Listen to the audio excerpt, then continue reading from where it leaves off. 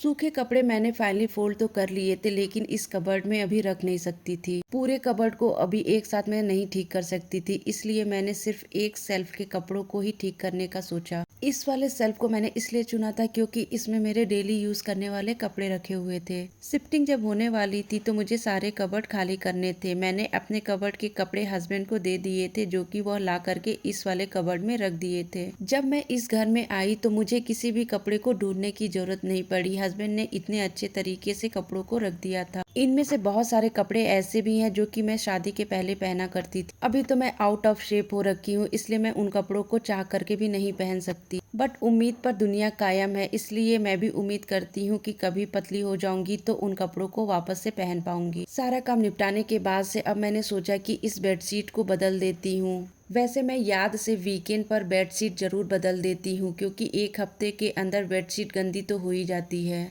निहिर मेरे आसपास ही डोल रहा था, इसलिए उसने बेडशीट हटाने और बेडशीट को बिछाने में भी मेरी थोड़ी सी हेल्प की। साफ सुथरा बेड और साफ सुथरा कमरा मन को ही भाता है, इसलिए मैं टाइम टाइम से अपने कमरे को ठीक करती रहती हूँ। इस वाले बेडशीट के साथ जो पिलो कवर आया था उसकी स्टिचिंग खुल गई थी। इस पेयर में मैं 2 से 3 पिलो कवर जरूर रखती हूँ। अब ये वाला पिलो कवर इस बेडशीट के साथ जा रहा था, इसलिए इसको लगा दिया। इस वाले कमरे के बेड पर भी बहुत ज्यादा सामान था। सामान को उसकी जगह पर पहुंचा करके इस कमरे को भी ठीक किया। दोनों कमरों की हालत अब सही हो गई थी। इसको देख करके मेरा मन बहुत ही ज्यादा खुश हो गया। निहिर नमकीन का पैकेट लेकर के नमकीन खा रहा था। उसने नमकीन तो कम ही खाया था, लेकिन गिरा बहुत ज्यादा दिया था। नंगे पैर जमीन पर चलने पर नमकीन बहुत ही ज्यादा लग रहे थे, इसलिए मैंने सोचा कि मैं ही इसको झाड़ू लगा करके साफ कर देती हूँ। बच्चे खाने से ज्यादा सामान को जमीन पर ही गिराते हैं, निहिर भी वही काम करता है।